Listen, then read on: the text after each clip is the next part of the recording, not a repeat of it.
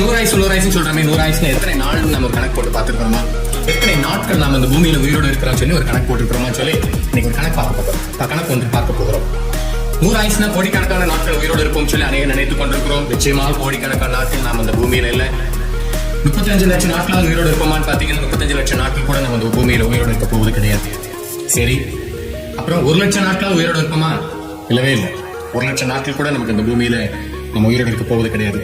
சரி, 50,000 நாட்களாக உயிரோடு இருப்போமா? நீங்கள் 100 ஆயுசுன்னு சொல்றமே, 100 வருடங்கள் நீங்க உயிரோடு இருந்தாலுமே இந்த பூமியில இருக்கக்கூடிய நாட்கள் 36,500 நாட்கள் மட்டுமே. வெறும் 36,500 நாட்கள் மட்டுமே.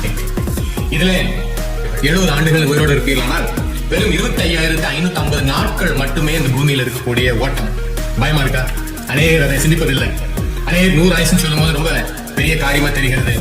சரி, 70 வேண்டாம், 100 வேண்டாம், சராசரியாக ஒரு 80 வயது உயிரோடு நாம் இருப்போம் என்று கணக்கு வைத்துக் கொள்வோமே.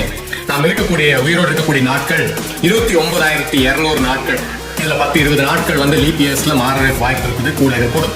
ஆனால் நம்ம சராசரியா ஒரு 80 ஆண்டுகள் போடுவோமானால் நாம் உயிரோடு இருக்கக்கூடிய நாட்கள் வெறும் 29,200 நாட்கள் மட்டுமே.